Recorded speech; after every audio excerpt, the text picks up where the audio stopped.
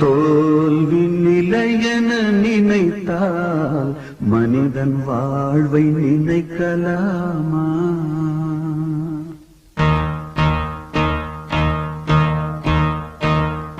தோல்வி நிலையென நினைத்தால் மனிதன் வாழ்வை நினைக்கலாமா?